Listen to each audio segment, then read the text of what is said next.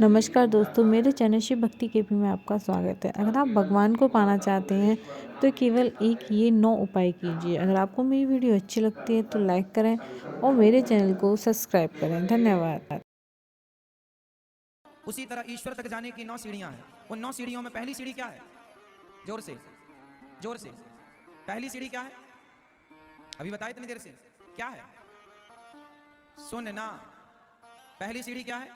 सुनना। क्योंकि आप रास्ते से जा रहे हैं और आपको कोई गाली दे रहा है और आपको लगा अरे मुझे गाली, आप भी खड़े हो, क्यों मुझे गाली दिया? उसने कहा हाँ तेरे को दिया, तू क्या कर लेगा? तो आपको गुस्सा आई, आपने 2-4 थप्पड़ जमाए और 2-4 थप्पड़ उसने जमाए और आपने जरा गुस्से में ज्यादा जमा दिया, खून आ गया, पुलिस आई, आपको लेके थाने चली गई। अब बताओ, यदि आप उसकी बातें सुनकर चुपचाप आगे बढ़ जाते तो मामला इतना बिगड़ता? दूसरों की गालियां आपको आपके लक्ष्य से भटका रही हैं। बोलो हाँ। मुझे जाना है और मैं किसी की गाली में उलझ गया तो मैं वहां पहुंच ही नहीं पाऊंगा जहां के लिए निकला था। ये बात सही है? इसलिए देखो कितनी गहरी बातें हैं। सुनना पहली भक्ति है। जिस लक्ष्य के लिए चले हो उस लक्ष्य के, जैसे आजकल के बच्चे कोई काम करते हैं तो लोग कहते हैं अरे तुम ना कर पाओगे, तुमसे ना हो पाएगा, ये तुम्हारी उम्र है क्या? इन सब बातों में बिल्कुल बिलीव मत किया करो। आप सब कर सकते हैं, ये आपका मनोबल डाउन कर रहे हैं, मोरल डाउन कर रहे हैं, आपके अंदर नेगेटिविटी घुसा रहे हैं। सुनेंगे और उलझेंगे तो उलझे रह जाए। इसलिए आपको सुनना है, सुनते हुए अपने लक्ष्य की ओर आगे बढ़ना है, प्रत्युत्तर नहीं देना। यहां सुनना है, बोलना नहीं। पहली सीढ़ी क्या है? जोर से। पहली सीढ़ी, यदि आप अपने सफलता के लक्ष्य में, आप अपनी कामयाबी के उद्देश्य से आगे चल रहे हैं तो उस उद्देश्य में भी आपको सुनना पड़ेगा। आप जाइए कोई बिजनेस कीजिए, उस बिजनेस में भी आपको खरी खोटी सुननी पड़ेगी और आप जवाब देने निकलेंगे तो कितनों को जवाब देंगे। इसलिए सुनते रहो, गलतियां हैं सुधार करो, आगे बढ़ो, उलझो मत। उलझेंगे, आपकी सास ने एक बात कही, आपने सुन लिया तो मामला सही है, और उसने एक कही और आपने सुना और तुरंत बोल दिया, मामला बिगड़ गया।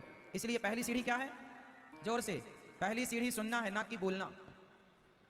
हाँ या ना? चाहे आप रिश्तों को चलाइए तो सुनना पड़ेगा, बिजनेस चलाइए तो सुनना पड़ेगा, आप भक्ति के रास्ते पर चलेंगे तो सुनना पड़ेगा। इस संसार में ऐसा कोई रास्ता नहीं है जहां सुनना ना पड़े। ज्यादा माला लेके बैठ जाओ तो जमाना कहेगा बड़ी मीरा बन रही हो। सुनना पड़ेगा, है ना? 2 पैसे आप कमाने लग जाओगे बिजनेसमैन तो पड़ोसी कहेंगे बड़ा धन्ना सेठ हो गया। सुनना पड़ेगा।